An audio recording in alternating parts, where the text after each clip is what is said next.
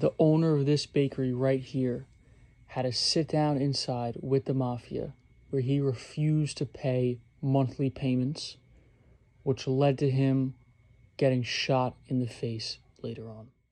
Okay, everybody, this is mooneydashcam. Tonight we will be in Grassmere, Staten Island. We're going to be talking about the Royal Crown Bakery and all of the ridiculous shenanigans that went on there. The guy got involved with the mafia and couldn't really get uninvolved with them. It ended up with one of the owners getting shot in the face. We will get into all that, of course. Right now, we were heading over to the bakery. So let's flip this around and get into it. The years this stuff went on was from about 1996 up until as recent as 2005. The address that we're going to, the address of the bakery, is 1352 Highland Blvd in Grassmere, like I said before. Don't forget to follow me on Instagram at mooneydashcam. Any crime scene photos that can't go onto YouTube end up on the Instagram, so definitely go check that out. Also, don't forget to leave suggestions for future videos in the comments. I very much appreciate that. I get a lot of inspiration that way. And hit the notification bell so you guys can see exactly when I post a new video. So, Giuseppe Joe the Baker Generoso is a co-owner in the Royal Crown Bakery, and he's really like the main character of this story, so to say. His first favor that he asked of the mob was in 1996. Another baker that was a Gambino associate, his name was Noel Modica. He was bullying Joe, trying to take his bread routes. Now, apparently Joe had the best bread, and he wasn't doing that good trying to bully him because no one wanted to buy from anyone other than Joe. But Joe the baker had a friend, Mikey Scars Leonardo, who you may know or may not know. At the time, he was a captain in the Gambinos. And Mikey liked Joe very much and went and cleared it up for him. A Gambino soldier by the name of Primo Casarino remember telling Noel, "This guy's with us, he's got to get paid. He's around us, he's on record with us." On record. That's said a few times in the story. I haven't heard it before, but I guess it makes sense in the situation. Now, the second time that he asked for a favor from the mob, because he really couldn't catch a break, this is maybe the worst situation you could land yourself in these times as a business owner. So he has two successful bakeries in Staten Island and in Brooklyn. It's 1998. And when you have something that's making money around these times, it attracts attention. And it attracts the wrong kind of attention. The attention that this guy attracted, since he's possibly one of the unluckiest guys ever, is Wild Bill Cotolo, the Colombo underboss at the time, pretty much at the height of his power. So, of course, he wanted a piece of the bakery, some of the profits, or a monthly kickback. So he sends a crew in there, and I believe someone in the crew slaps Joe the baker around a little bit. So Joe the baker makes a call. He reaches back out to his buddy who helped him before, Mikey Scars. Now he's petrified when he reaches out to him. He asks for help, and Mikey asks Joe the baker if he has any friends, because this is a much bigger situation than just clearing up a little bit of a bread route issue. So Joe the baker mentions that he knows Anthony Toto Anastasio, who's a soldier. He's actually Albert Anastasia's nephew, weirdly enough. So Mikey Scars talks to Toto, and he wants to help. He tries to talk to him once. He doesn't get through to him. He sends one of his captains, Louis Valerio, and Wild Bill does not budge. So Toto goes out of his way and goes himself and settles it. And this is like a big win because Wild Bill's a hard ass. He was very powerful at the time. He didn't want to give up anything that would be making him money. Why would he? If he was there to shake the guy down, he was going to win. And in this case, he didn't. They were able to pull some favors. But you know what happens when you have the mob do you some favors. You are now in debt to the mob. But Joe the baker has a little bit of a head on his shoulders, so he goes out and he gives Toto $10,000, a watch, I believe a very nice watch, and a bottle of liquor, kind of as a thank you. And he pretty much thought, all right, I repaid him, I won't get bothered by this guy. Now, Primo, the guy who testified, Primo Casarino, a Gambino soldier, who we know a lot of this information from because he went on the stand and talked about it. You can actually see to the right here is the bakery. We're going to loop around and we'll pull up right in front. Is there actually space right in front? Oh. Yeah, there's a shoulder to stop at. Okay, perfect. In Mikey Scar's words, once you associate with Toto, you're pretty much property of the family. So he was involved, if he wanted to be or not, that was it.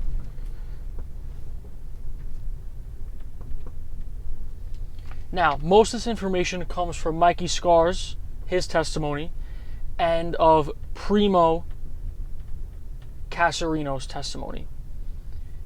He testified in Toto's racketeering, extortion, and arson trial in 2009 to, I believe, try and lessen his case, because I believe at this time he was already in prison. Now, after they did him a favor with Wild Bill, they left him alone for about a year, which I'm sure felt great for Joe the baker. He must have been like, oh, wow, I skimmed those problems, no big deal. But then Toto goes and tells Primo, go see the baker, tell him that we did him a favor, and now it's time to reciprocate. Pretty much saying, make payments every month, which is shaking him down. All right, we're pulling up right here in front. This is the bakery. Now, this is not a spot to park. It's really a bus lane. But I'm recording this at 11 o'clock at night, so now it's a spot to park. All right, while the street's clear, say hello to the truck.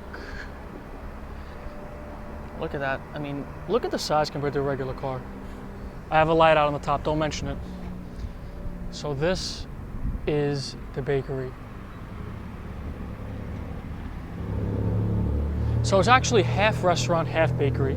The one in Brooklyn, I don't believe is open anymore. I don't know why there's caution tape around here. I drove by this earlier and tried to look up if there was a reason, and I couldn't see anything. It's pretty fitting for this video, this caution tape, but I'd like to know why. It's not like there's fresh paint or anything here. But either way, according to Primo's testimony, Joe refused to pay monthly since he already paid $50,000 in December and $50,000 in June. I don't exactly know where that lines up, because when Joe the baker ended up testifying, he didn't mention anything about $50,000. He only mentioned about the money and the watch and the liquor that he gave him. But I could understand him wanting to leave out that he gave them $100,000. I wonder if it's a good bakery. Apparently it's the best bread around.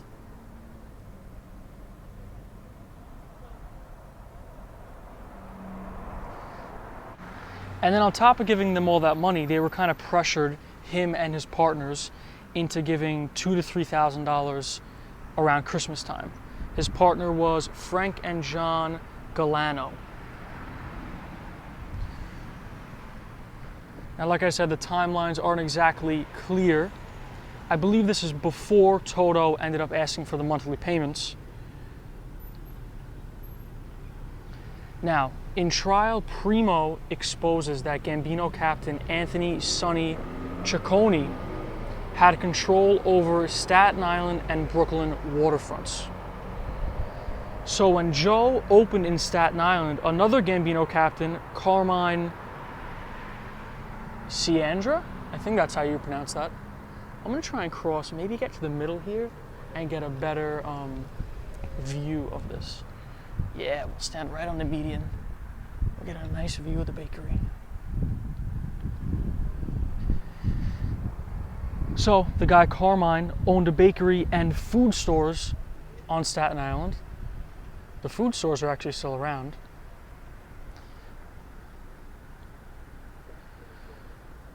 And he had a problem with this bakery opening because it's competition to him. So Carmine approaches Sonny about it. Primo, while he was testifying, said that Carmine knew Joe the baker was on the record with them. Like I said, he says that a few times. It's a term he likes. The solution to this problem was Sonny paying Carmine $1,750 a month through Primo just to keep the peace. So Primo was kind of the mess of the carrier for the money in that situation. Let's get out of the middle of the road, and I'll finish the story up in the truck here.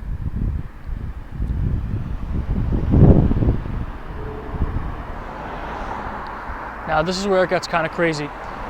According to the partners' accounts, Joe would have meetings with Toto. He had 3 sit-downs total, one at Toto's travel agency in Brooklyn. So all these sit-downs with Toto and Joe the baker are about the payments that Toto wants to get paid, and Joe the baker is completely refusing. The last sit-down was actually in the restaurant section of the bakery that we were just at. Toto brings mob muscle William Billy Scotto.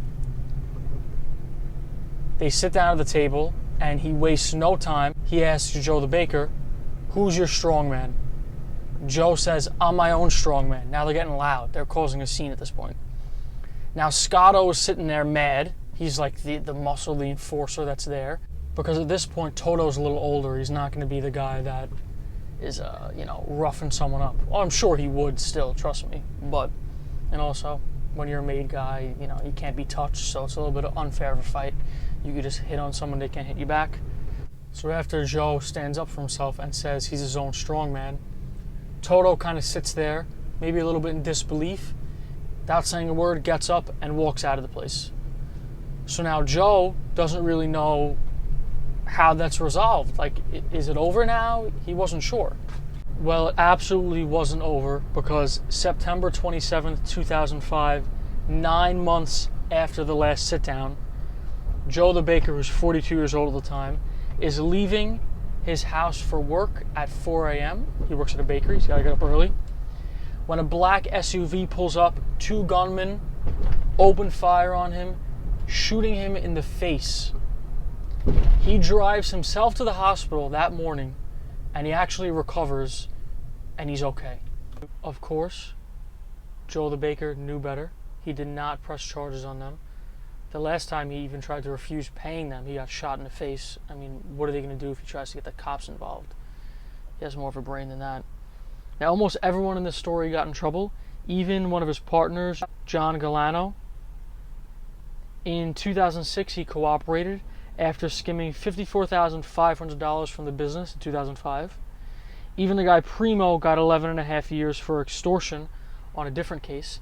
That case actually involved Steven Seagal, the movie star. They were trying to get him for like $150,000 per movie that he made, which would have been a big score. But yeah, that didn't go down right. There was like a wiretap for the whole situation. Toto ended up getting like a real sweetheart deal from the court. He was facing 20 years at 81 years old. He ended up only getting 2.5 years, which is not bad. He didn't have any like bad health conditions or anything like that. He was trying to end up at a halfway house in Brooklyn, but the judge was like, no way, like, you extorted so much money from all these people. So he put him in a jail. He was going to put him in a prison that was only like a couple hours away from his family's home so they could visit him often. Before that could happen, April 30th, 2010 at 7 a.m., Toto is found dead in his kitchen in his Diker Heights home by his wife.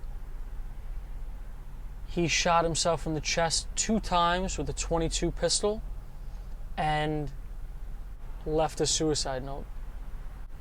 I guess he just didn't want to do the time. I don't know exactly. He probably would have got out fine. He would have been 83 and a half when he got out, maybe 84. Who knows? At that age, you could go at any time from anything. But he probably would have lived. But I guess he just didn't want to deal with it. So, that's pretty much everything I have to tell you about the situation. Hope you guys enjoyed. It's kind of a wild one, kind of a different one.